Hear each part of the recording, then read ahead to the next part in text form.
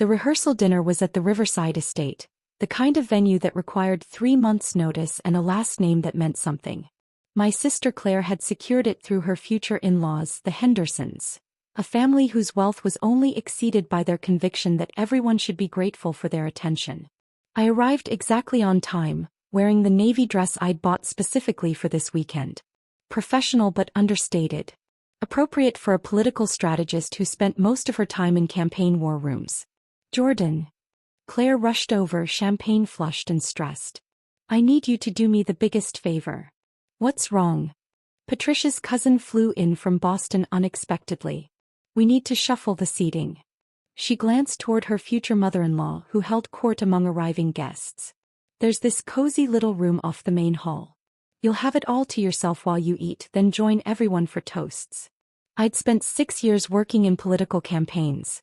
I knew what shuffle meant in that tone. Where am I sitting now? It's intimate. Private. You'll love. You're putting me in a storage closet. Claire's smile faltered. It's a service room. The staff use it for extra chairs, but Jordyn, please. Patricia is already stressed about the wedding being too large. If I don't accommodate her family, she'll make our lives miserable. Our mother appeared, martini in hand. Jordyn, don't make a fuss. Claire's wedding is important. More important than treating me like an actual guest? You know what I mean. The Hendersons have expectations. They're not used to, she gestured vaguely at me. They're not used to people like us. People who worked instead of inherited. Claire had caught her golden ticket marrying Preston Henderson for. Our family had spent a year proving we belonged. Apparently that meant I belonged in a closet. Fine. Where is it? Relief flooded Claire's face. Third door on the right. I'll have them bring your meal. The room was 10 by 8 feet. Folding chairs lined one wall. A utility sink occupied the corner. Someone had set up a TV tray with a single place setting, the china noticeably cheaper than the main dining rooms. My phone buzzed. Senator Mitchell Carver. How's the wedding weekend? Try to relax. You've earned it after the campaign push. I typed back. Currently dining in a broom closet. Very relaxing. What? Long story. Family dynamics. Jordyn, if you need an exit strategy, say the word. I smiled. Senator Carver had that effect, making you feel like someone had your back. I'd started as a junior researcher on his first Senate campaign 6 years ago. Now I was his chief strategist, the person he trusted with everything from policy positions to crisis management. We'd just finished the most successful midterm campaign in state history. But my family didn't talk about my job. It made them uncomfortable. The long hours, the controversial decisions, the fact that I wielded more real power at 29 than most people twice my age. They preferred Claire's wedding planning business, something they could understand and brag about. I'm fine. See you tomorrow at the ceremony. Looking forward to it. Fair warning, my wife's going to ask if you're single. I was laughing when my cousin Derek appeared. They really did stick you in here. That's brutal even for Patricia Henderson. It's fine. It's really not. Half the family thinks this is messed up. But nobody wants to rock the boat. He left and a server appeared with my meal. Chicken under a heat lamp, 2 long soggy vegetables, a roll that could double as a weapon. Through the closed door I heard laughter and music. People celebrating while I ate alone in a closet. Tomorrow Senator Carver would be at my sister's wedding.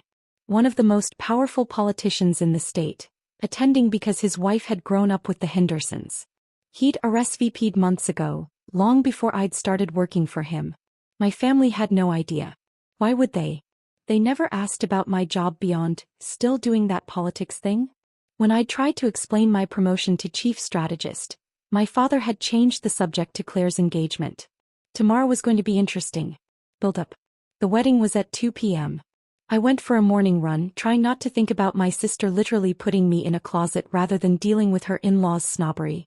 Senator Carver texted at noon, heading to venue early. Wife wants good seats. See you there. I arrived at 1:30 in the emerald dress I'd saved for the ceremony. The venue was transformed. Flowers everywhere, string lights, elegant setup that cost more than most people's cars. Patricia Henderson stood near the entrance, directing traffic like a general. She spotted me and her smile tightened. Jordyn, you're not in the wedding party, correct? Correct. Wonderful. General seating is to the left. Try to find a spot toward the back. We're expecting very important guests and want to ensure they have optimal viewing. My mother appeared, hand on my elbow. Jordyn's fine anywhere. She understands. They steered me toward the back rows. This was Claire's day. I could survive being treated like a second-class citizen for a few hours. Then I saw him. Senator Carver stood near the front, talking to Preston's father. His wife Eleanor beside him, elegant in cream silk. They were clearly VIP guests. Front row seats, champagne in hand, Patricia Henderson fawning over them. "Is that Senator Carver?" my mother whispered. "How did the Hendersons get him to come?" "Eleanor is an old family friend." "Well, isn't that something?" My mother's eyes gleamed with reflected glory. She loved proximity to power, even if she didn't understand what it meant. I found a seat 5 rows back, tucked between a great-aunt and a cousin showing puppy photos. Through it all, I watched Senator Carver network effortlessly. He hadn't seen me yet. Why would he? I was nobody at this wedding. The ceremony was traditional. Claire looked beautiful. Preston looked adequately besotted. Everyone applauded at appropriate moments. Then we moved to the reception. The seating chart posted near the entrance showed my name at table 12, back corner near the kitchen doors. The table for miscellaneous +1s and distant relatives. Senator Carver and Eleanor were at table 1 with the Hendersons and immediate family. I made my way to table 12. My table mates, 2 of Preston's college friends without dates, a great-uncle already half asleep, and a couple arguing in whispers about whether they'd left the oven on. Patricia Henderson took the microphone. "We're so delighted to celebrate this union. The Hendersons have always valued excellence, integrity, and social responsibility. It's why we're honored to have Senator Mitchell Carver and his lovely wife Eleanor with us today.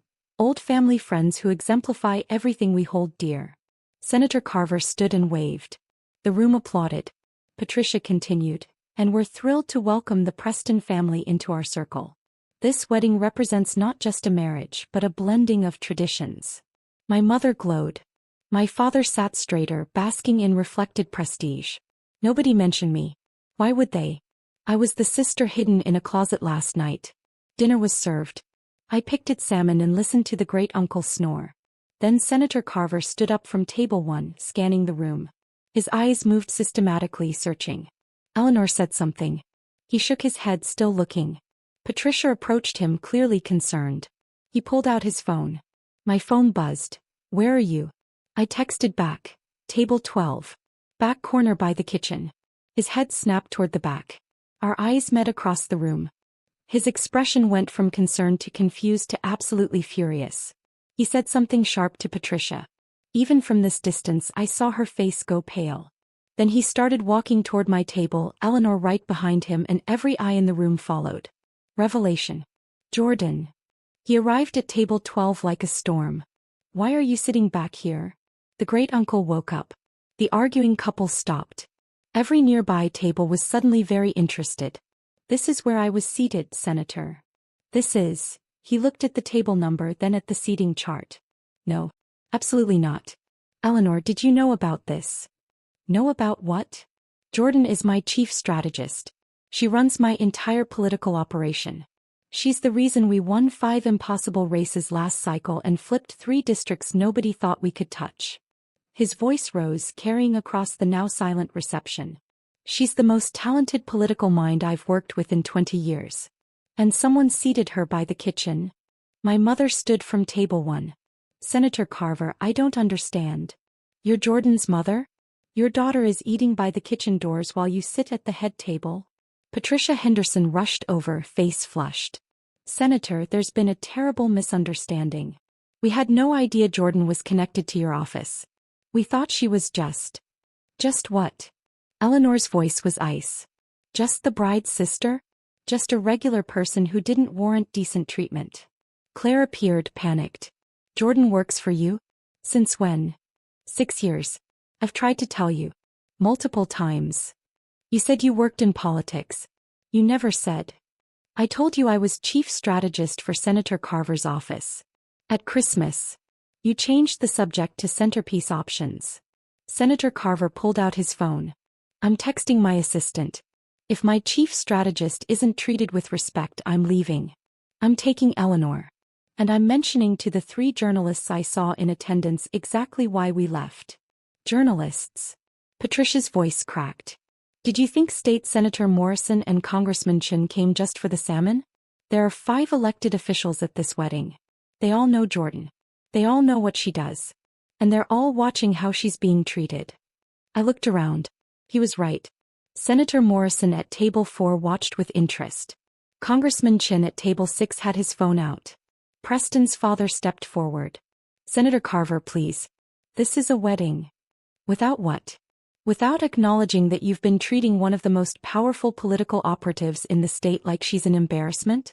Without admitting you put her in a storage closet last night. He turned to me. Eleanor and I want you at our table. Now. Mitchell, I'm fine. You're not fine. You've been marginalized by your own family because they were too busy being impressed by last names to ask what you actually do. He looked at my mother. Did you know your daughter advised on legislation affecting 3 million people?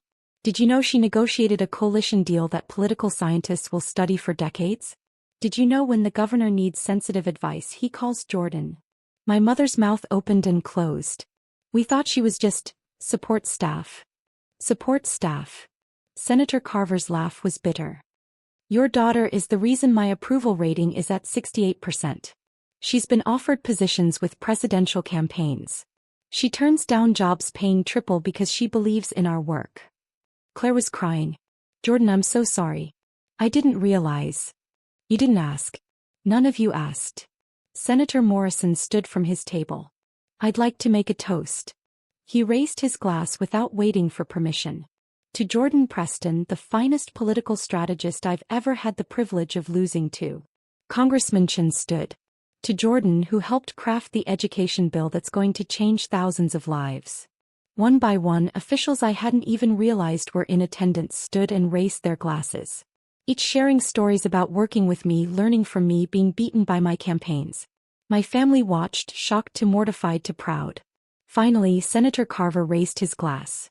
To my chief strategist, my partner in every fight that matters. Jordyn, you deserved better than a storage closet. You deserve everything. The room erupted in applause. Resolution. Patricia Henderson approached, composure shattered. Miss Preston, I cannot apologize enough. There isn't anything to say. But thank you. Claire was sobbing. Can we talk? Please. Later. This is still your wedding day. How can I enjoy it knowing I treated you like that? That's something you'll have to figure out. I softened slightly. Claire, I love you. But I'm tired of making myself smaller so you can feel bigger. Eleanor hugged me. I'm sorry we didn't realize sooner. You're sitting with us for the rest of the reception. Non-negotiable. The wedding continued, but dynamics had shifted. Politicians migrated to our table, turning it into an impromptu strategy session. My family watched from their seats, finally seeing me the way the political world had seen me for years. My mother approached during dessert. Can we talk tomorrow? I'd like to understand your work. Really understand it. Maybe. If you're actually ready to listen. I am. We all are. We've been terrible parents. We were so busy being impressed by the Hendersons that we forgot to be impressed by our own daughter. Claire found me as dancing started, makeup destroyed. I put you in a closet. My own sister. Because I was embarrassed you didn't fit Patricia's idea of acceptable. I know. Can you forgive me? Eventually. Not today. She nodded, accepting that. Senator Carver pulled me aside. You're taking Monday off. That's an order. Senator. You survived being disrespected, then got publicly validated in the most dramatic way possible. Take a day. Pros. Come back Tuesday ready to win the next impossible fight. I smiled. There's a healthcare bill coming up that everyone says is dead. Then we'll resurrect it. Because that's what we do. You're brilliant, Jordyn. Don't let anyone make you forget that. I left at midnight, past the same entrance where Patricia had directed me to back rows. This time she didn't say a word. My phone buzzed. Claire, I know you said eventually. I'll wait as long as it takes. You deserved better. My mother, reading your professional bio. We had no idea. We're so proud. And so sorry. Senator Carver, the governor saw video of the toasts. He wants to discuss a position for you. I told him absolutely not, you're mine. But thought you should know. Everyone in state politics will hear how the Hendersons treated a top strategist. Silver lining? I typed back. Always finding the political angle, Senator. That's why you work for me. See you Tuesday. Bring your A-game. I drove home through empty streets, past the river where I'd run that morning trying to prepare for being invisible. I wasn't invisible anymore. And I'd never let anyone put me in a closet again.